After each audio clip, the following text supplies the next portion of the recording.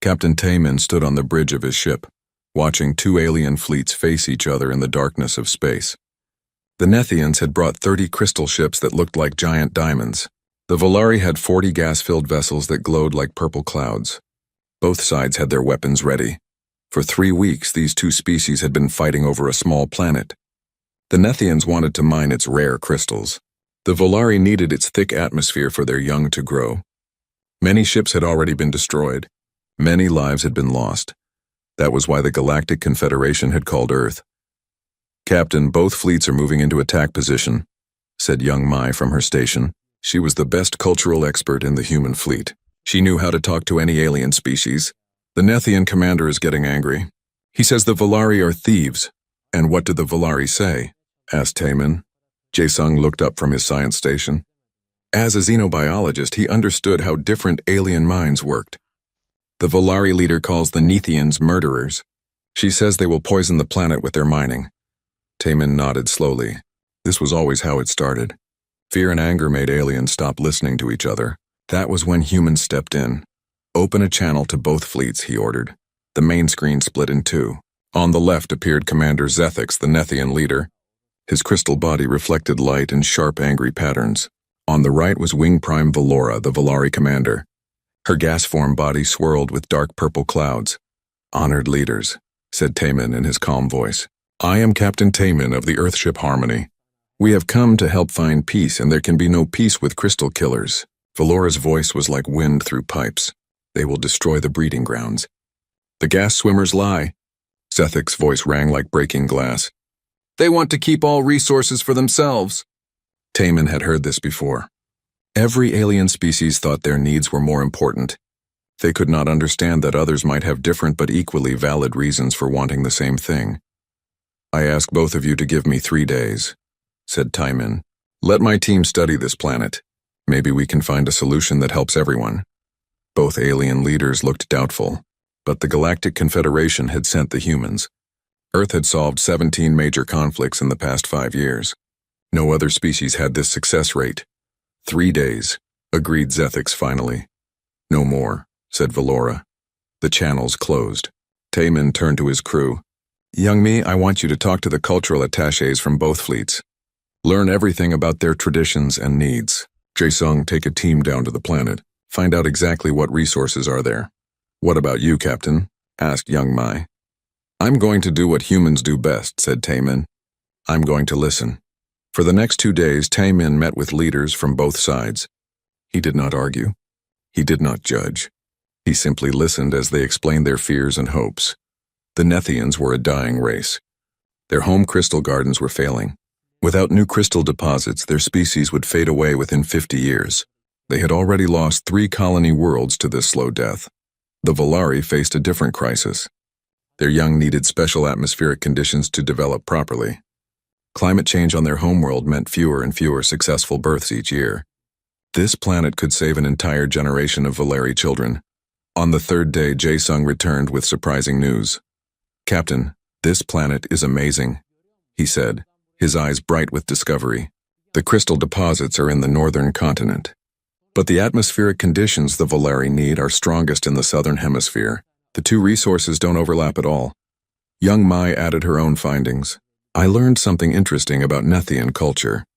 They consider gas-form life to be sacred. They believe it represents the pure energy that first created their crystals. And the Volari have legends about crystal beings who helped their ancestors learn to fly between stars." Taman smiled. This was the moment he had been waiting for.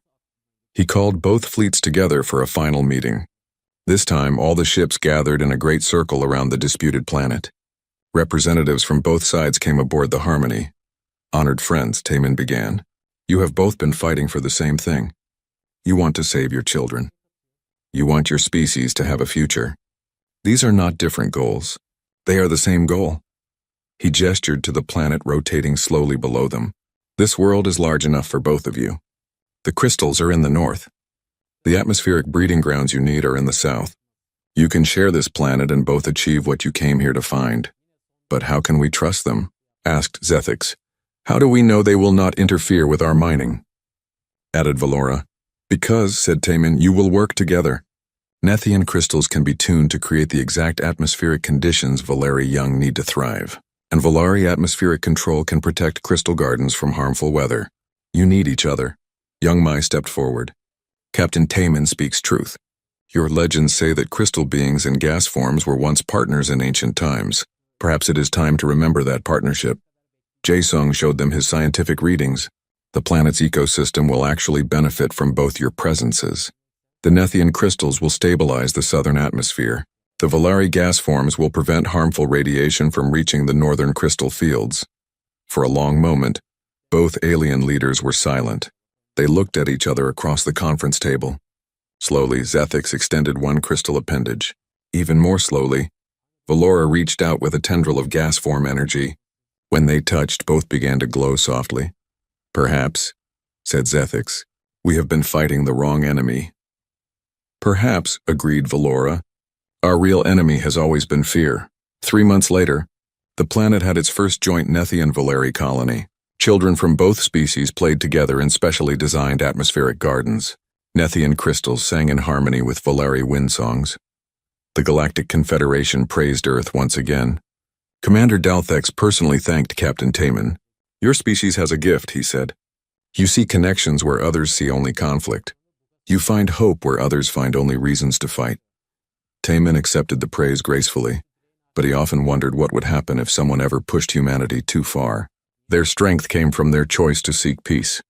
But what if peace was not enough? He pushed such dark thoughts away. Humanity would always choose the path of understanding. It was who they were. Dr. Hyunwoo walked through the gardens of New Eden Station with his daughter Yoonji. The research facility orbited a beautiful green planet where human families had built their newest home. Through the large windows they could see fields of golden grain stretching to the horizon below. Father, look at these readings, said Yoonji, holding up her data pad. At 23, she had already become one of the galaxy's best xenobotanists. The hybrid wheat is growing 30% faster than we expected. If we can replicate this across all human colonies, we could feed billions. Hyunwoo smiled proudly. His daughter had inherited his love of growing things, but her vision was much bigger than his. Where he saw successful crops, she saw the end of hunger across the stars. The Confederation Council will be very interested, he said. Ambassador Wei Jin arrives tomorrow to see our progress. New Eden had become humanity's showcase to the galaxy. Here, human families lived and worked together, turning empty space into thriving communities. Children learned alongside young aliens from a dozen different species. Scientists shared discoveries that benefited everyone. The station housed 3,000 people. Farmers, teachers, engineers, artists, and their families had all come here to build something beautiful. They believed they were creating a better future for all intelligent life. They had no idea they were being watched. War Prime Vextar of the Keth. Hegemony studied the tactical displays aboard his flagship Dominator. The Keth were a warrior species from the outer rim of the galaxy. They had built their empire through conquest and fear. For them, strength came from the ability to destroy enemies. Humans, Vextar said to his war council. Soft creatures who play with dirt and talk about peace. The galaxy fears them only because they have not been properly tested. Sub-Commander Krex nodded agreement. The other species speak of human diplomacy as if it were a weapon. But we have seen their colonies. Children playing in gardens. Scientists growing food. Where are their warriors? Where are their weapons? Exactly, said Vextar. And now we will show the galaxy what happens to weaklings who pretend to be strong. We will broadcast our attack across all subspace networks. Every alien species will see that humans bleed just like any other prey. The Keth fleet had been moving toward human space for weeks. 50 warships armed with weapons designed to kill civilians as efficiently as soldiers. They had done this before to smaller species. The galaxy always protested afterward, but they never acted. Fear kept them quiet. War Prime, said his communications officer. We are receiving standard greeting signals from the human station. They are asking about our intentions. Vextar laughed, a sound like metal scraping stone. Tell them we come in peace. Tell them we wish to learn about their farming techniques. On New Eden Station, Engineer Dong Hyun monitored the incoming ships from his control room. Something felt wrong. The Keth were known as raiders and slavers. They had never shown interest in agriculture before. Dr. Hyunwoo, he called over the comm system. We have 50 Keith ships approaching. They say they want to see our research, but I don't trust them. Yunwoo joined him in the control room, bringing Yunji with him. They watched the alien ships take positions around their station. The vessels were dark and angular, covered in weapon ports. "Those don't look like science ships," said Yunji quietly. "No," agreed her father. "They don't." Donghyun tried calling Earth Fleet Command, but subspace interference was blocking his transmissions. The Keth ships were jamming all communications. "Father," whispered Yunji, "I'm scared." Before Hyunwoo could answer, the first Keth ship opened fire. The attack came without warning or mercy. Energy beams designed to cause maximum pain tore through the station's outer hull. But the Keth were not trying to destroy New Eden quickly. They wanted to make it last. Keth soldiers teleported aboard the station in full battle armor. They moved through the corridors like predators, hunting families who had nowhere to run. In the gardens where children had played moments before, alien warriors began their terrible work. Donghyun sealed the control room and activated the emergency broadcast system. Even through the jamming, he might be able to send one message to Earth. "This is New Eden Station." He spoke into his microphone as explosions rocked the facility around him. "We are under attack by Keth forces.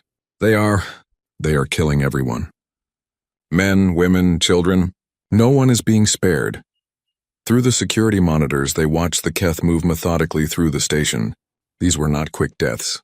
The aliens wanted the victims to suffer. They wanted their fear to be recorded and broadcast. "The families in Section 7 are trapped," reported Eunji, her voice shaking as she watched the screens. "The Keth are herding them toward the main plaza." "Why?" asked Hyunwoo. "Why are they doing this?" His question was answered when War Prime Vextar's image appeared on every screen in the station. The Keth leader stood in the plaza where human families were now being forced to kneel. "People of the galaxy," Vextar announced, "today you will see the truth about humanity.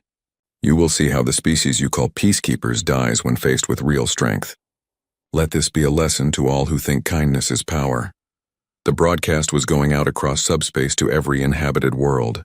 Billions of beings were watching as the Keth demonstrated their version of strength. Donghyun worked frantically at his console. The main transmitter was damaged, but he might be able to send one last message to Earth. Just one. "Tell Earth," he spoke into his microphone as Keth soldiers broke down the control room door. "Tell them. They came for the children first." The transmission cut to static. Across the galaxy, alien leaders watched in horror as New Eden Station went dark. 3,000 human lives had been extinguished in less than 2 hours. The Keth had made their point with brutal efficiency. Some species called for justice. Others whispered that perhaps the Keth were right. Perhaps humanity really was weak. Perhaps their reputation for diplomacy was just pretty words hiding helpless prey. On Earth, Admiral Sojin received the final transmission from New Eden. She listened to Engineer Donghyun's last words 3 times before walking to her office safe. Inside were sealed orders she had hoped never to open. The file was labeled Phoenix Protocol in case of genocide. President Hae-won addressed the nation 6 hours later. She stood at the podium with tears streaming down her face as she read the names of every person who had died at New Eden. All 3,000 names. It took her 2 hours. "My fellow humans," she said when the list was complete, "for 50 years we have chosen the path of peace. We have believed that understanding could solve any conflict. We have been wrong." Her voice changed as she spoke the next words. Something cold and final entered her tone. "Today the galaxy will learn what humanity becomes when you murder our children." The Keth hegemony celebrated their victory for exactly 18 hours. Then Earth's answer began to arrive. General Wu Jin had never expected to use the war plans hidden in Earth's deepest military vaults. For decades, these documents had gathered dust while humanity focused on diplomacy and peace. Now he spread them across his desk with steady hands. The plans were terrifying in their completeness. "Dr. Moon Young," he said to the woman entering his office, "how quickly can we begin production?" Dr. Moon Young had spent 20 years designing weapons that she hoped would never be built. Kinetic bombardment platforms that could crack continents, quantum disruption fields that could tear apart entire fleets, and at the center of it all, the Phoenix Protocol. "The factories can be converted in 72 hours, she said quietly. "The first kinetic platforms will be ready in 1 week. The quantum disruptors need 2 weeks. The Phoenix weapon," she paused. "Are we really going to build that?" "We are going to build everything," said General Wu Jin. The galaxy thinks we are weak because we choose peace. They need to understand that choice is not the same as inability. Across Earth's solar system, peaceful research stations began their transformation. The orbital facility where Dr. Moon Young had studied theoretical physics became a weapons factory. The asteroid mining operations started building kinetic bombardment platforms. Even the Mars agricultural domes were converted to produce military supplies. Captain Taemin stood in the retrofit bay, watching workers install new weapons on his ship Harmony. The vessel that had once been a symbol of human diplomacy was becoming something else entirely. Weapons that violated every galactic treaty were being mounted along its hull. "Captain," said Young Mi, approaching with a datapad, "I've been analyzing Keth military structure. Their society is built around the concept of strength through cruelty. They respect only superior force." "Then we will give them superior force," said Taemin. His voice had changed since New Eden. The warm diplomat was gone, replaced by something cold and precise. Jae Sung joined them, his scientific curiosity now focused on deadlier subjects. "I've been studying Keth biology. Their nervous systems are particularly sensitive to quantum disruption. A properly tuned field could cause system-wide paralysis." "Good," said Taemin. "Add that to our targeting protocols." Across human space, the transformation continued. Teachers put down their books and picked up weapons training manuals. Farmers left their fields to learn combat tactics. Artists designed new ship configurations optimized for destruction rather than beauty. But the most dramatic change was in humanity's leaders. President Hae-won met with the cabinet in Earth's war room. Maps of the galaxy covered every wall, showing shipping lanes, military positions, and resource centers. Red markers indicated Keth territory. Yellow markers showed species that had remained silent during the New Eden massacre. "The Keth hegemony has 47 star systems," reported Defense Secretary Jin A. "Their main fleet is concentrated around their homeworld. Secondary forces guard the outer colonies." "What about the other species?" asked President Hae-won. "Who condemned the attack?" Foreign Minister Boram consulted his notes. 17 species issued formal statements of support for humanity. 23 remained silent. The Galactic Confederation called for measured response and careful consideration. "Measured response," repeated President Hae-won slowly. "They want us to be careful while our children's killers celebrate their victory." She stood and walked to the central display showing the entire galaxy. "The Keth will be destroyed, completely, but that is not enough. The galaxy needs to understand what silence costs when genocide happens." Admiral Sojin had taken command of the largest military fleet in human history. Ships that had been exploring distant stars were recalled and equipped for war. Vessels that had been carrying trade goods and scientific equipment were loaded with weapons that most aliens had never imagined. "Ma'am," said Commander Danby, "we're receiving communications from the Galactic Confederation. They want to mediate a peaceful solution with the Keth." Admiral Sojin did not look up from her tactical displays. "Tell them the time for mediation ended when the first human child died screaming. Tell them humanity is no longer interested in their version of peace." The transformation was not just military, it was psychological. For 50 years, humans had defined themselves as the species that chose understanding over violence. They had been proud of their ability to find peaceful solutions. They had believed that their soft approach made them morally superior to the warrior races. New Eden had shattered that identity. "Sir," said Communications Officer Yunho to Captain Taemin, "we're receiving messages from alien governments. They're asking what our intentions are." "Our intentions?" Captain Taemin smiled, but there was no warmth in it. "Our intentions are exactly what they should have expected when they chose to do nothing while our people were murdered." In the depths of Earth's military research facilities, Dr. Moon Young made final adjustments to the Phoenix Protocol. The weapon was elegant in its simplicity and terrible in its power. It did not destroy planets by blowing them apart. Instead, it convinced the atoms themselves to forget how to hold together. "Dr. Moon Young," asked her assistant, Subin, "will we really use this?" "My dear," said Dr. Moon Young as she sealed the weapon's programming, "we are going to use everything." The galaxy began to notice changes in human behavior. Diplomatic missions were recalled without explanation. Trade ships stopped carrying luxury goods and started moving military supplies. Human colonies activated defense systems that no one knew they possessed.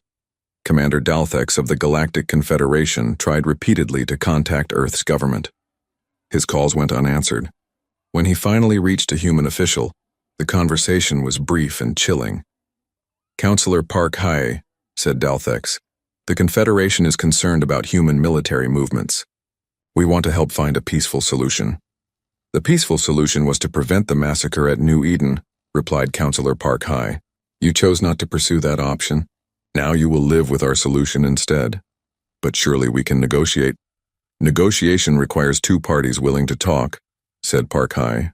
"One of those parties died with our children. The other party will join them soon." The channel closed. 3 weeks after New Eden, Admiral Sojin's fleet was ready.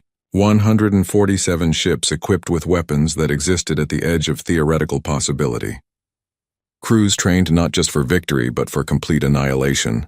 Captain Taman stood on the Bridge of Harmony as the fleet prepared to jump to hyperspace. Around him, officers who had once been diplomats and scientists prepared for humanity's first act of total war. "All ships report. Ready," announced Commander Youngmi. "Quantum disruptors are charged," reported Jae-sung, Phoenix. "Protocol is armed and ready," added Dr. Moon-young. From the weapons bay, Captain Taman looked out at the stars where somewhere the Keth hegemony waited. They had wanted to test humanity's strength. They had wanted to see what happened when someone pushed the peaceful species too far. "Very well," said Captain Taman. "Let us show them what humanity becomes when you murder our children." The fleet jumped to hyperspace, carrying humanity's fury toward an empire that had made the greatest mistake in galactic history. They had awakened something that the universe had never seen before. War Prime Vextar expected the humans to come. What he did not expect was how they came. The Keth homeworld's defense systems detected the approaching human fleet while it was still 3 light-years away. Vextar had time to prepare his forces, time to position his ships, time to set up the kind of honorable battle that warriors craved. But Captain Taman was no longer interested in honor. "Range to target?" he asked from the Bridge of Harmony. 2.7 light-years, sir," replied Jae-sung. "Well outside their detection range for our quantum disruptors." "Fire." The weapons that Dr. Moon-young had designed did not behave like normal space weapons. They did not travel through normal space at all. Instead, they reached through quantum dimensions and simply appeared where they were needed. Every Keth defense platform around their homeworld died in the same instant. Not destroyed by explosions or energy beams, but torn apart at the molecular level as quantum fields convinced their atoms to exist in different locations simultaneously. "By the void," whispered Sub-Commander Krex aboard the Keith flagship. "How did they do that? Our shields didn't even register an attack." War Prime Vextar stared at his tactical display as red symbols marked the death of 40 orbital defense stations. "Send word to the outer colonies. Tell them to prepare for—" His order was interrupted by Commander Youngmi's voice broadcasting on all Keth frequencies. "Attention, Keth hegemony. This is the Earth fleet. Your military forces are no longer relevant to this conversation. We are not here for your surrender. We are not here for your capitulation. We are here to deliver justice." The human fleet materialized out of hyperspace at the edge of the Keth home system. 147 ships arranged in perfect battle formation. But they did not advance toward the Keth fleet. They simply waited. "What are they doing?" demanded Vextar. "Why don't they attack?" His answer came in the form of another quantum disruption wave. This time, every Keth warship in the system found their weapons offline. Not damaged, not destroyed, but simply no longer capable of functioning. The quantum fields had convinced their targeting systems that enemy ships did not exist. Captain Taman opened a direct channel to War Prime Vextar. The Keth leader found himself staring at a human who looked nothing like the peaceful diplomats his intelligence reports had described. "War Prime Vextar," said Taman in a voice like ice. "I am Captain Taman of the Earthship Harmony. 3 weeks ago you broadcast the murder of 3,000 human civilians across the galaxy.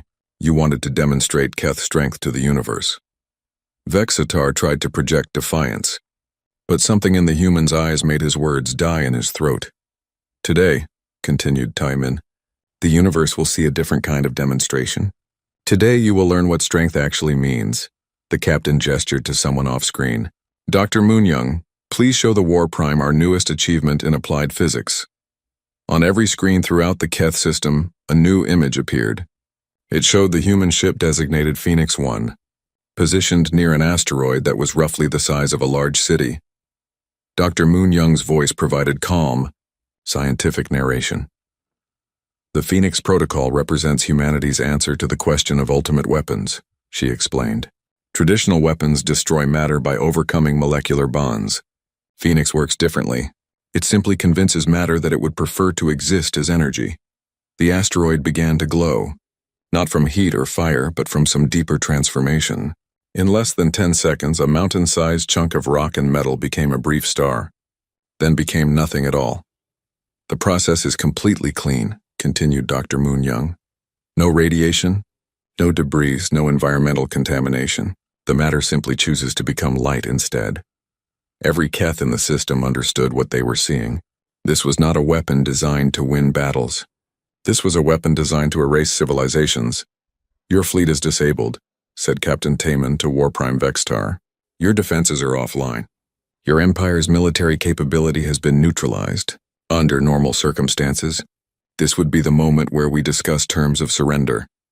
He paused, and when he spoke again, his voice carried the weight of 3,000 graves. But you did not simply attack our military. You did not target our ships or our soldiers. You came for our children. You murdered our families.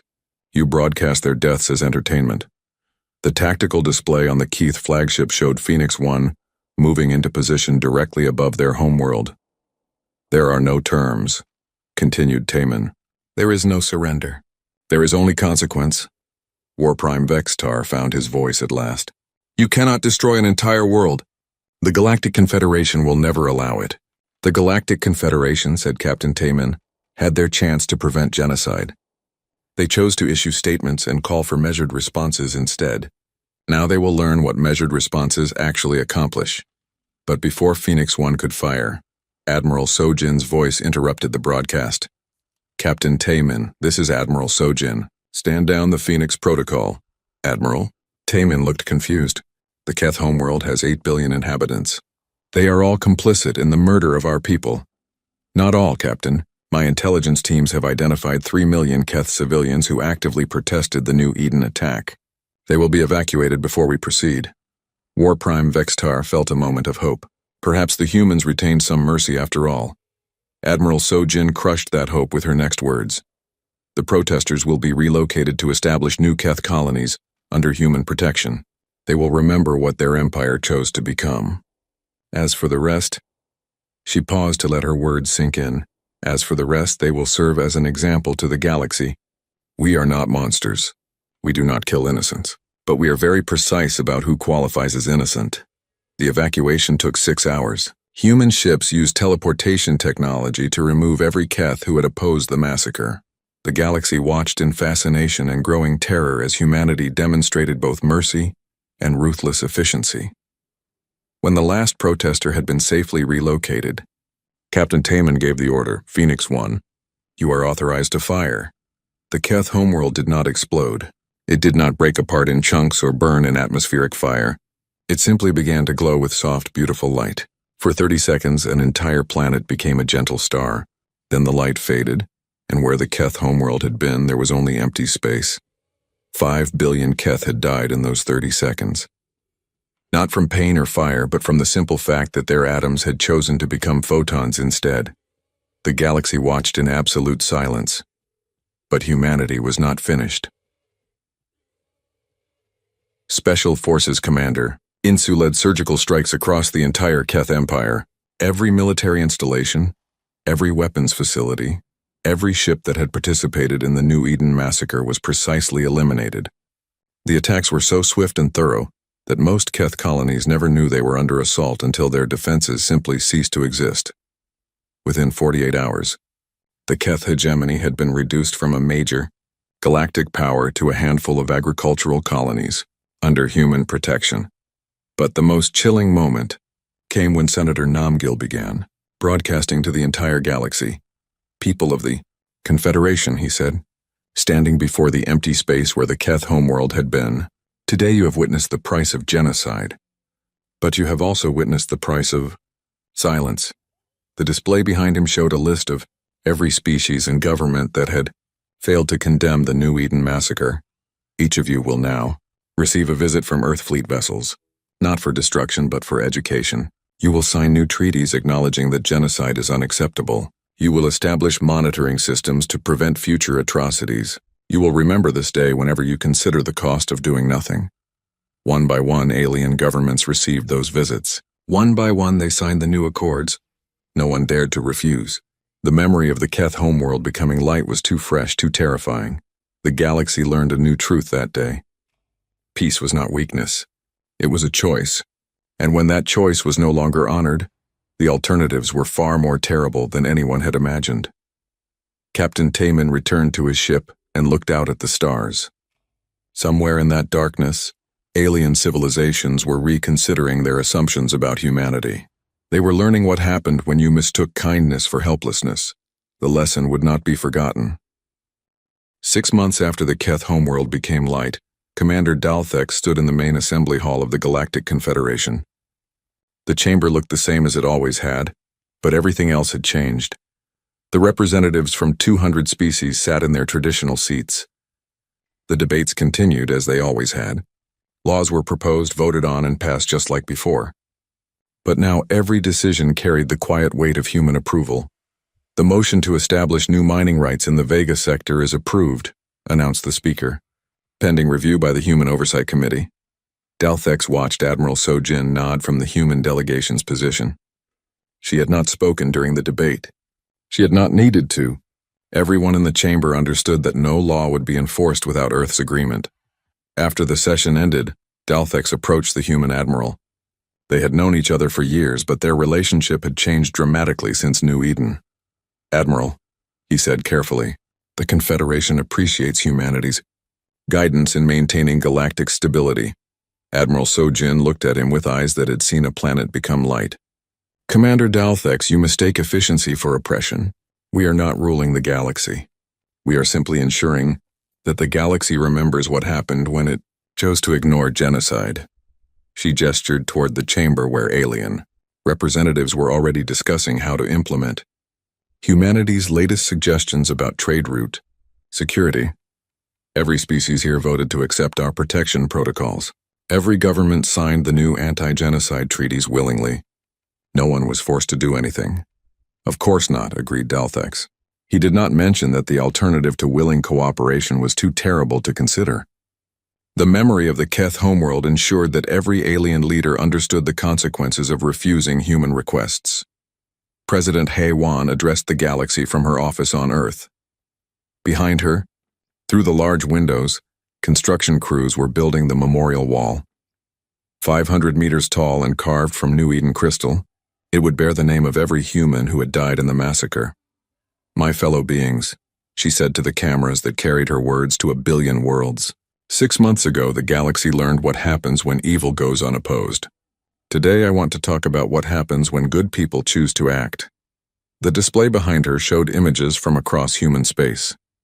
Agricultural stations were being rebuilt with the most advanced defensive systems in the galaxy. Research facilities continued their work on feeding the hungry and healing the sick, but now they operated under the protection of orbital weapons platforms. "Humanity has not changed," continued President HFY. "We still believe in peace. We still work for understanding between species. We still hope for a future where all beings can live in harmony." Her expression grew harder as she spoke the next words. "But we have learned that peace requires guardians. We have learned that some threats cannot be reasoned with. We have learned that sometimes the only way to protect the innocent is to ensure that evil understands the price of its choices."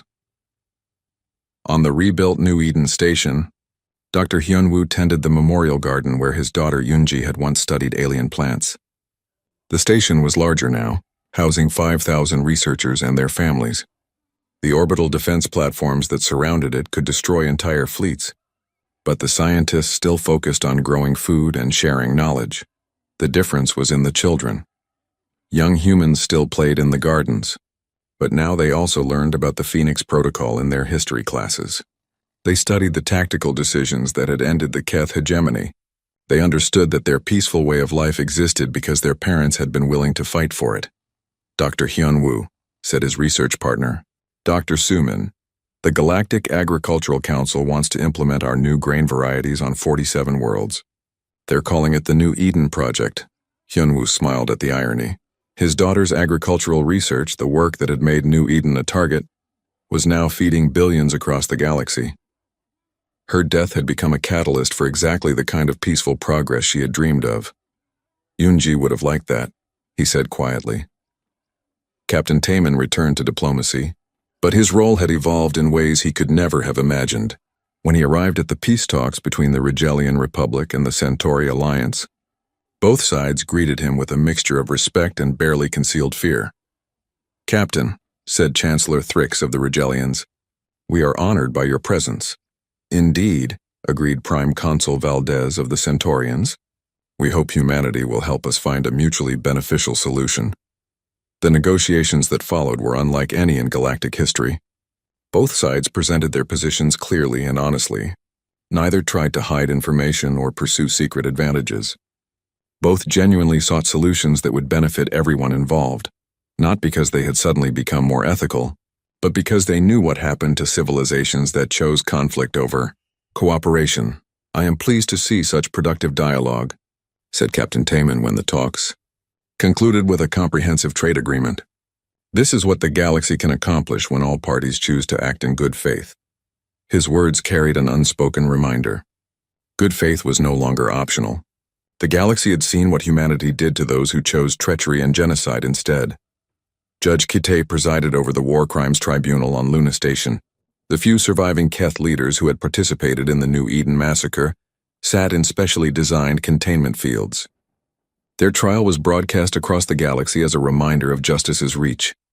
"War Prime Vextar," said Judge Kitei, "you are charged with genocide, crimes against sapient life, and violation of the Galactic Convention on the Protection of Non-Combatants. How do you plead?" The former Keth leader had aged decades in the months since his empire's destruction. "I plead that we were warriors following our nature. We sought glory through conquest as our ancestors taught us." "And what did that nature cost you?" asked Judge Kitei. Vextar looked through the courtroom's windows at the space where his homeworld had once been. "Everything." The tribunal's verdicts were unanimous. Those responsible for planning and executing the New Eden massacre received sentences of permanent exile to a prison world under human supervision. They would live out their remaining years contemplating the price of their choices. But the real punishment was what had happened to their entire civilization. The Keth Empire that had taken 1,000 years to build had been erased in 48 hours. Their survivors lived now as refugees under human protection, rebuilding their culture without the warfare that had defined them. Dr. Moon Young continued her research in the deepest levels of Earth's scientific facilities. The Phoenix Protocol remained active, its terrible capabilities ready for deployment if needed. But she had also returned to her original love, theoretical physics aimed at creation rather than destruction. "Director," asked her assistant, "Dr. Yejin, are we really going to keep building weapons like Phoenix?" "My dear," said Dr. Moon Young as she worked on equations for faster-than-light communication, "we will build whatever humanity needs to protect the peace, but I hope we never need to use them again." She paused in her calculations and looked up at the young scientist. "The galaxy has learned what we are capable of when pushed to our limits. With luck, that knowledge will be enough to ensure we never reach those limits again." The galaxy settled into its new reality with surprising speed. Trade flourished under human protection. Scientific cooperation reached unprecedented levels. Wars between species became extinct as everyone understood the consequences of large-scale violence. Children grew up on 1,000 worlds knowing that genocide was impossible, not because beings had become more moral, but because humanity stood ready to respond to such crimes with absolute finality. Commander Dalthex often reflected on the transformation he had witnessed. The species he had once praised for their soft strength had become the galaxy's ultimate arbiters, not through conquest or domination, but through the simple demonstration that some lines could not be crossed without consequences. "Sir," asked his aide, "Lieutenant Corex, do you think humanity will ever return to their old ways? Will they ever go back to pure diplomacy?" Dalthex looked out at the memorial fleet that now orbited every major world. Human ships designed for peace but capable of unimaginable destruction. Vessels that existed to ensure that the horrors of New Eden would never happen again. They never changed, he said finally. "We simply learned what humanity becomes when you threaten what they love." The galaxy was more peaceful than it had ever been. More cooperative, more stable, more just, but it was a peace built on a foundation that everyone understood perfectly. Humanity had shown the universe that they preferred negotiation to warfare, understanding to violence, cooperation to conquest. They had also shown what happened to those who mistook those preferences for limitations. The lesson had been learned. The price had been paid. And in the space where the Keth homeworld had once existed, empty light still reminded the galaxy of humanity's capacity for both infinite mercy and terrible justice. Peace reigned among the stars, enforced not by fear alone, but by the certain knowledge that some guardians would always choose to protect the innocent.